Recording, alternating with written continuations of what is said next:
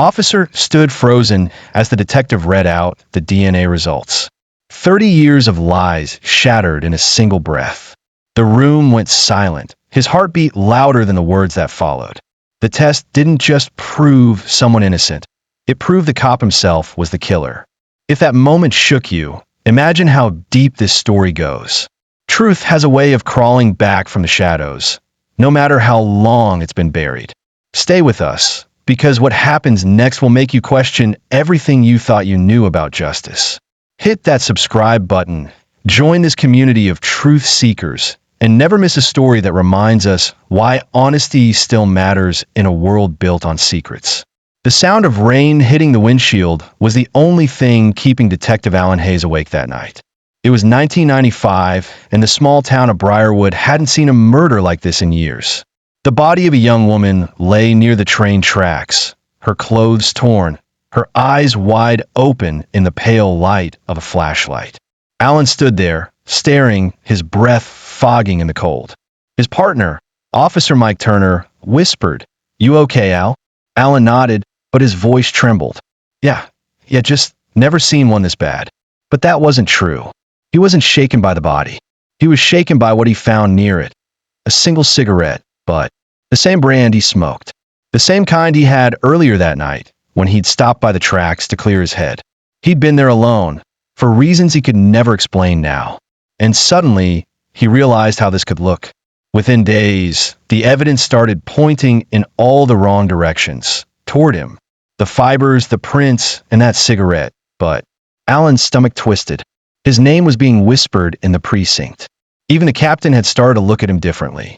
That night, Alan sat alone in his car, gripping the steering wheel so hard his knuckles went white. He was young, ambitious, and terrified of losing everything. His dream career, his badge, his family's pride. And that's when he made the worst decision of his life.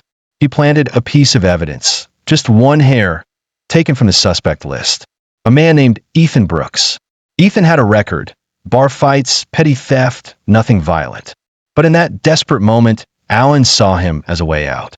Days later, when a lab came back with the results, the chief said the words Alan thought he wanted to hear. DNA matches Ethan Brooks. "You did good work, Hayes." Alan smiled, shaking the chief's hand. But his stomach burned like acid. He'd save his career, but something inside him had died. He told himself it was over, that he'd done what he had to. But the truth doesn't stay buried. Not forever. Years passed. Alan got promoted. He married, had a daughter, and built a life on top of that lie. Every award he received, every headline that called him a hero, only reminded him of what he'd done. He avoided mirrors. He hated silence. And every time he saw Ethan's name on a parole denial notice, it felt like the world was punishing him in slow motion. The educational truth in this part isn't about crime scenes or evidence. It's about the first lie. The moment a person decides to protect their image instead of their integrity. Lies don't just stain reputations, they stain the soul. Alan thought he'd escaped his mistake, but he'd only imprisoned himself in guilt. And somewhere, far away, an innocent man sat in a cold cell for a crime he didn't commit, while the real killer looked at his reflection every morning and pretended not to see him. It was 27 years later when the past finally found him. Alan Hayes sat at the kitchen table of his quiet suburban home, his silver badge resting in a glass case beside the family photos. The morning light fell across his coffee cup, and the air smelled of rain, just like that night so long ago. His daughter, Sarah, rushed past him, grabbing her car keys. "Big day, Dad," she said, smiling. "We're retesting some old DNA files from the 90s. Cold cases. Maybe even that Briarwood murder you always talked about." Alan froze. His hand tightened on the mug. He managed a small, broken laugh. "That one's ancient history, sweetheart." But as she left, his chest filled with dread. He'd built an entire life on that lie. And now the person who might uncover it was his own daughter. Later that day, Sarah sat in her lab, sorting through dusty evidence boxes marked unsolved. The advances in DNA testing had given her team the ability to find truth in old evidence once thought useless. She smiled at the thought of giving families closure, never realizing she was about to destroy her own. Meanwhile, Alan drove through town past the old precinct. Every streetlight, every sound of a police siren pulled him back in time. He saw Ethan's face again, the confusion, the disbelief when they'd put him in cuffs. "I didn't do it," Ethan had said. "You know I didn't." And Alan had turned away. That night, Alan couldn't sleep. He sat on the edge of his bed, staring at the moonlight spilling across the floor. His wife stirred, asking if he was okay. He lied again, just thinking about the old days. But the truth was, the old days were thinking about him. Weeks later, the phone rang. Sarah's voice trembled with excitement. "Dad, you won't believe this. We found something strange in one of the samples from that old case. The DNA from the cigarette, but it doesn't match the convicted man." Alan's heart stopped. She continued, "The new results point to contamination. Maybe someone else handled it before it was logged. I want to cross-reference the database." Alan's fingers shook. His voice cracked as he said, "Be careful with old files, honey. Sometimes they don't tell the whole story." But it was too late. Truth was already moving faster than his lies could run. That night, Alan drove out to the edge of town, where the train tracks cut through the dark. The wind howled, the same way it had the night of the murder. He stood there, whispering into the emptiness, "I'm sorry, but apologies don't erase evidence." And for the first time in decades, Alan realized the truth wasn't coming for him. It had been with him all along, waiting for the right time to speak. If this story is gripping your heart right now, remember, truth doesn't die with time. It waits. Lies may sleep, but they never rest easy.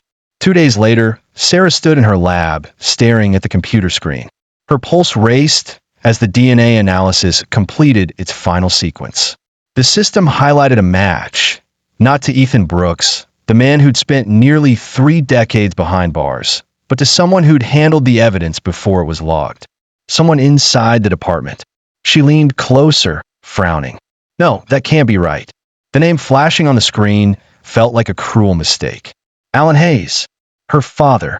For a moment, she just stood there in silence, her body refusing to move. Then came the trembling hands, the disbelief, the flood of denial. She pulled the files again, rechecked everything, and ran the test twice. The result didn't change. That evening, Alan was watching the evening news, his hands folded tightly. The announcer mentioned the department's cold case project, praising the team for uncovering possible forensic errors. He smiled weakly, trying to look normal when the door opened. Sarah stood there, pale, holding a folder. "Dad," she said softly, "we need to talk." He looked up, and the room suddenly felt too small. "What's wrong?" "I found something in the old Briarwood case. Your DNA's in the sample logs." Alan's mouth went dry. He tried to laugh, but it came out cracked and hollow. "That's impossible. Maybe contamination. You know those old labs." "Dad," she interrupted, her voice shaking. "The pattern is exact. It's you." The clock ticked loudly. For the first time in his life, Alan couldn't find a single lie that would save him.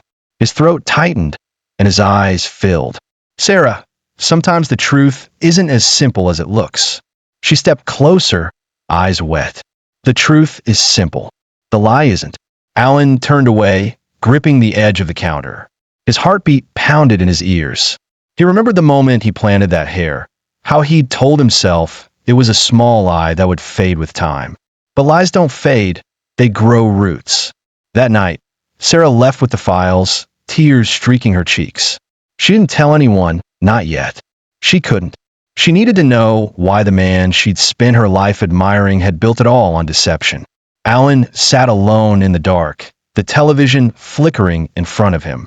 His hands trembled as he whispered, "You were supposed to stay buried, but the past doesn't stay quiet forever."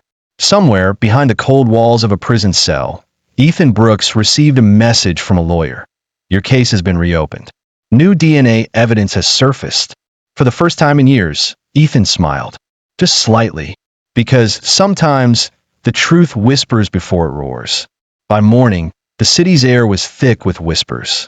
Someone inside the precinct had leaked news that the old Briarwood case was being re-examined due to inconsistencies in the original DNA evidence. No names were mentioned yet, but everyone who'd been there in 1995 knew exactly who had led that investigation. Detective Mia Torres was assigned to reopen the case officially. She was sharp, calm, and thorough, the kind of investigator who never stopped until the evidence spoke for itself. When she entered the records room, she found the original files locked in an aging cabinet coated with dust. As she flipped through them, she felt it, the uneasy thread of something deliberately hidden. That afternoon, she sat with Sarah in the lab. "We're cross-checking old officer DNA samples," Mia said, "to rule out contamination. You're Alan Hayes' daughter, right?" Sarah hesitated. "Yeah." Mia smiled faintly. He was one of the department's finest. Always by the book. Sarah tried to return the smile, but her heart sank. "Yeah," she whispered.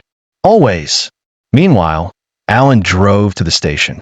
The moment he walked in, he could feel eyes turning toward him. Conversations stopped mid-sentence. He greeted the receptionist with a forced grin, pretending not to notice. On his way out, he saw a board in the hallway, a poster celebrating the department's cold case breakthroughs. His own picture was on it, labeled Detective of the Year, 1996. He stared at it for a long moment before walking out, the paper trembling slightly in his hand. That evening, Mia and her team ran additional tests, this time comparing the original DNA sample with newer entries from retired officers. The match came back again, clear, precise, undeniable. Detective Alan Hayes. Mia didn't celebrate. She just leaned back in her chair, quiet. 30 years, she murmured. And the truth was right here. The next day, the story hit local news. Briarwood murder DNA points to possible police misconduct. Alan's phone rang nonstop, calls from reporters, old colleagues, even his captain. His wife looked at him, pale and speechless. "Alan, tell me this isn't true." He stared at her, unable to speak. Then the doorbell rang. It was Mia Torres. Her badge glinted in the morning light. "Detective Hayes," she said calmly, "we need you to come with us. There are some questions about the Briarwood case you worked on." He didn't resist. He just nodded, eyes heavy with the weight of years. In the interrogation room, the clock ticked softly. Mia placed the file on the table. "You built a solid career, sir. Why risk it all?" Alan stared at the folder, his hands trembling. "Because I was afraid," he said. "One mistake, one wrong night. I thought I could fix it before anyone noticed." Mia's eyes softened. "But you didn't fix it. You buried it." Alan's voice cracked, and it's been digging its way out ever since. Across town, Ethan Brooks sat on his bunk in silence, the news playing on a small TV. His cellmate said, "That the cop from your case?" Ethan nodded slowly. "Yeah, and it looks like the truth finally spoke." Outside, cameras began to gather near Alan's home. Reporters called his name. His wife pulled the blinds closed. His daughter couldn't bear to answer the phone. Lies may start small, but when they fall, they drag everything with them. 3 days later, the world knew everything. The evening news led with his face. Retired Officer Alan Hayes under investigation after DNA evidence exposes decades-old cover-up. Reporters swarmed his driveway, camera flashes cutting through the night. Alan sat in the living room, silent. His wife sobbed quietly at the other end of the couch. Sarah hadn't come home since the story broke. The only sound in the house was the television repeating his name over and over. Across town, the state prison gates creaked open. Ethan Brooks stepped outside for the first time in 28 years. The air felt strange, sharp, too clean to be real. A lawyer shook his hand and said, "You're a free man, Mr. Brooks." The truth finally caught up. Ethan didn't smile. He just looked at the horizon and whispered, "Took long enough." That same afternoon, Detective Mia Torres watched him walk out. She'd seen hardened criminals cry when released, but Ethan was different. There was no celebration, just exhaustion. A lifetime had been taken from him, and no apology could return it. The department issued a statement calling it an unfortunate error in evidence handling. They didn't name Alan directly, but everyone knew. His old colleagues avoided his calls. His captain of 20 years refused to look him in the eye. The badge that once earned him honor now carried shame. Later that week, Sarah finally returned home. She stood in the doorway, holding the newspaper. He lost half his life in there, Dad, she said quietly. Because of you. Alan didn't look up. You think I don't know that? You always told me truth matters more than anything, she said, her voice trembling. Was that a lie too? Alan tried to speak, but nothing came out. He just buried his face in his hands. That night, he couldn't sleep. His house, once full of laughter, now echoed with the weight of his silence. He went to his study, opened the old Briarwood file, and stared at the photos, the victim, the evidence, the cigarette, but that changed everything. For years, he convinced himself it was just one lie, one small act to protect his career. But the truth was every day after that, he had to lie again, to his wife, to his daughter, to himself. Lies are like cracks in glass. You don't see the break at first, but one day it all shatters. Across town, Ethan sat alone in a halfway house. He looked at a newspaper showing Alan's picture. For a long time, he stared at it, then folded it carefully and set it aside. He whispered to himself, "Freedom's heavy when you earn it this way." The next morning, Sarah received a call from Mia. "We're filing the official report today. Your father will be questioned again. You might want to be there." Sarah hung up slowly, tears filling her eyes.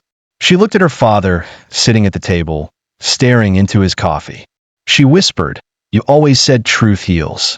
Maybe it's time you finally let it." Alan lifted his eyes, empty but calm. "Maybe," he said, "the truth's been waiting for me to listen." Outside, sirens echoed in the distance, like ghosts from another lifetime. The day of the hearing was gray and heavy. Rain tapped against the courthouse windows like a reminder that nothing stays clean forever. Alan Hayes walked through the doors slowly, his old badge still clipped to his belt, not out of pride, but habit. He'd worn it for so long it felt like part of him, even now when it meant nothing. Inside, cameras flashed. Reporters shouted questions. "Did you frame Ethan Brooks? Do you regret what you did?" He didn't answer. His lawyer guided him forward. And for the first time, the man who'd once commanded respect looked like a ghost walking through his own past. At the far end of the room sat Ethan Brooks. Older, thinner, but standing tall. His eyes met Alan's for a brief second. No anger, no words, just a silence that said everything 28 years in a cell could not. Detective Mia Torres sat behind them, watching the two men. She'd seen murderers break down, liars deny everything. But this, she thought, was different. This was what guilt looked like when it finally stopped running. The prosecutor laid out the evidence, the timeline, the DNA results. Each word landed like a blow. When the planted hair was mentioned, Sarah couldn't hold back her tears. She left the courtroom, covering her face. Her father didn't turn to look. He couldn't. After hours of testimony, the judge paused. "Mr. Hayes," he said, "you've heard the findings. Do you have anything to say before we adjourn?" Alan stood slowly. The room quieted. His voice was hoarse. "I did what I thought would save my career. I told myself it was just one lie that would disappear. But it didn't. It lived in me. Every case I solved, every award I got, none of it mattered because the truth was still waiting for me." He looked at Ethan. "You were right that night. I knew it even then." Ethan nodded once, still silent. When Alan sat back down, the judge said nothing for a long time. Then, quietly, "The law will decide your punishment, Mr. Hayes. But your conscience already has." Outside, the media swarmed again. Alan's name was on every headline. Hero cop exposed. DNA reveals a lie that lasted decades. That evening, Alan walked alone to the station where it all began. The building looked smaller now, the walls older. He stood at his old desk, untouched since his retirement plaque was hung. He whispered to the empty room, "You can't hide from the truth. Not even here." Meanwhile, Ethan visited the grave of the woman whose murder had stolen his life. He placed a single white rose on the ground. "You deserve better," he said quietly. "We both did." As he walked away, he didn't look back. Freedom was supposed to feel light, but it didn't. It felt heavy, like carrying the truth for someone who never could. And that's the lesson Alan's story carved into every soul watching it unfold. Lies are never buried. They're only waiting for time to uncover them. The world outside had already decided who Alan Hayes was, but what hurt most wasn't the headlines. It was the silence in his own home. His wife barely spoke. His daughter hadn't returned his calls. Every night he sat alone, the glow of the TV lighting his face while reporters discussed the man who had lied for nearly 3 decades. Then, one evening, there was a knock on the door. He opened it slowly. It was Sarah. Her eyes were red, but her voice was steady. "I read your statement," she said. "You didn't just ruin a man's life. You ruined mine too. You raised me to believe honesty was everything." Alan stepped aside. "I know," he said quietly. "I failed at the one thing I told you never to break." Sarah walked in, looking around the room. The framed medals on the wall felt like trophies for a life that never existed. "You know what hurts the most?" she said. "You let someone else suffer for your mistake, and you watched me grow up thinking you were a hero." Alan's eyes filled. "I thought I could control it. I thought the lie would fade, that it would die with me." Sarah shook her head. "The truth doesn't die, Dad. It just waits for you to stop running." She turned to leave. He reached out but stopped himself. "Sarah," he said, his voice trembling, "I'm sorry." She paused at the door. "Sorry isn't the same as truth." Then she walked away. Later that night, Alan received an unexpected call. It was Ethan Brooks. The voice on the other end was calm, low, steady. "I heard you finally told the truth," Ethan said. Alan swallowed hard. "I don't deserve forgiveness." "I didn't call to forgive you," Ethan replied. "I just needed to hear you admit it yourself." Alan closed his eyes. "I did. Every word of it." There was a long pause. Then Ethan said, "Good. Because I lost my life for your lie. Don't waste what's left of yours trying to hide from it again." The line went dead. Alan sat there for a long time, staring at the phone, realizing that redemption doesn't come when you confess. It begins when you face the people you've broken. The next morning, he showed up at the courthouse again, this time not as a suspect or witness, but as a man ready to face the truth completely. Reporters shouted his name, but he ignored them. He went straight to Ethan, who stood at the entrance surrounded by cameras. Alan stopped a few feet away. "You didn't deserve any of it," he said. Ethan looked at him. "You can't undo what's done, but you can make sure it never happens again." Alan nodded slowly. "Then that's what I'll spend the rest of my life doing." For the first time, neither man looked away. They just stood there, 2 lives forever changed by one decision. And in that silence, there was something neither of them had felt in years. Peace trying to find its way back. The days that followed were a blur of noise and judgment. Alan couldn't step outside without hearing his name whispered in disgust. Strangers pointed, reporters camped near his driveway, and the department he once served released a formal statement distancing themselves from him. He didn't argue. He didn't defend himself. For the first time, Alan accepted every word. He began spending time at community centers, speaking quietly to young cadets about the case, not as a lesson in police work, but in humanity. "The truth," he told them, "isn't just evidence in a file. It's the part of you that refuses to stay quiet when no one's watching." Some listened. Others just stared, uncomfortable, unsure whether to respect or despise him. That was fine. He wasn't there for forgiveness. He was there to make sure no one repeated his mistake. Meanwhile, Sarah worked with Detective Mia Torres to finalize Ethan's exoneration paperwork. Watching her father's name being officially stripped from the list of honored officers hurt, but she knew it had to happen. Justice required honesty, even when it cut deep. When Ethan returned to the courthouse to sign his release documents, reporters swarmed him too. "Do you hate him?" one shouted. Ethan stopped, looked at the camera, and said simply no. "Hate's just another prison." Then he walked away. That night, Alan saw the interview on TV. He sat in silence for a long time before whispering, "You're a better man than I ever was." Weeks passed. Alan visited Ethan at the halfway house, unsure if he'd be welcome.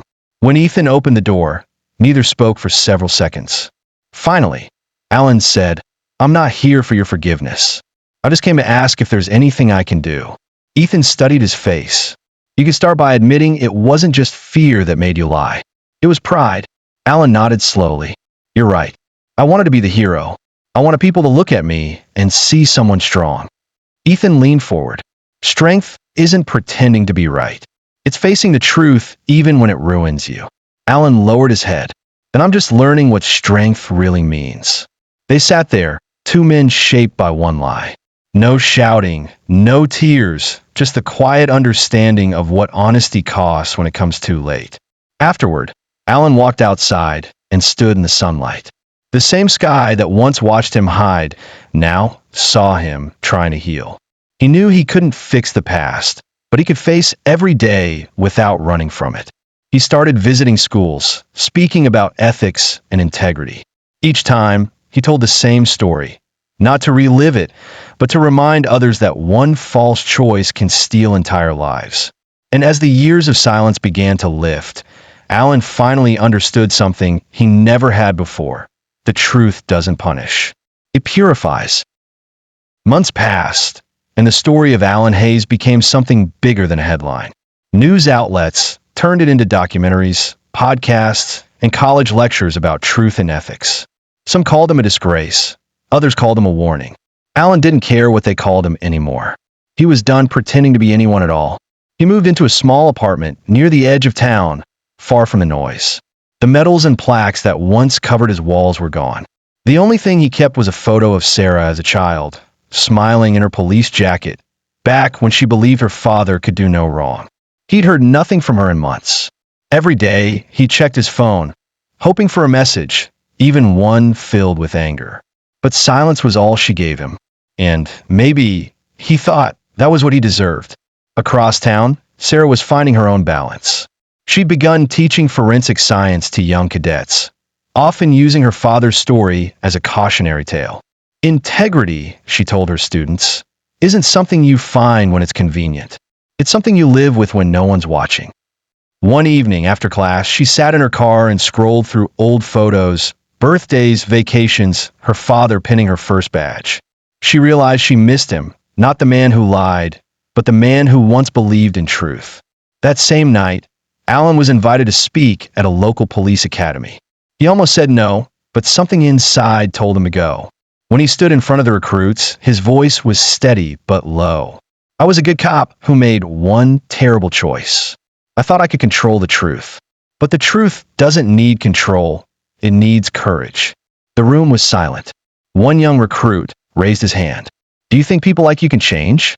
Alan looked at him for a long moment. People can change, he said, but not their past. What you do today decides how heavy your tomorrow will be. Afterward, he walked outside, feeling the night air on his face. He didn't notice the figure standing near his car until she spoke. Still giving speeches, huh? It was Sarah. Alan froze, unsure if she'd come to listen or to say goodbye. You came, he said quietly. She nodded. I heard about your talk. You're finally saying what you should have said years ago. He smiled faintly. I guess I finally learned how to tell the truth without hiding behind a badge. Sarah looked at him for a moment, then said, I don't know if I can forgive you, Dad, but I'm tired of hating you. Alan's eyes softened. That's more than I deserve. She sighed, crossing her arms.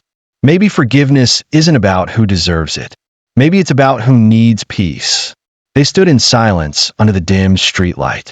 No apologies, no promises, just the quiet understanding that healing doesn't come from erasing pain. It comes from facing it together. When Sarah finally turned to leave, she said softly, Keep talking, Dad. Maybe someone out there will listen before they make the same mistake. Alan watched her go, the corners of his eyes wet, not from sadness, but from relief. For the first time, she didn't walk away angry. She just walked away lighter. He whispered to himself, maybe that's what truth really does. It sets everyone free, one person at a time. The seasons changed quietly, and so did Alan. His story had moved from shame to something unexpected. Hope. Schools, police academies, and even churches began inviting him to speak. Not as an expert, not as a hero, but as a man who had learned what truth costs when you try to bury it.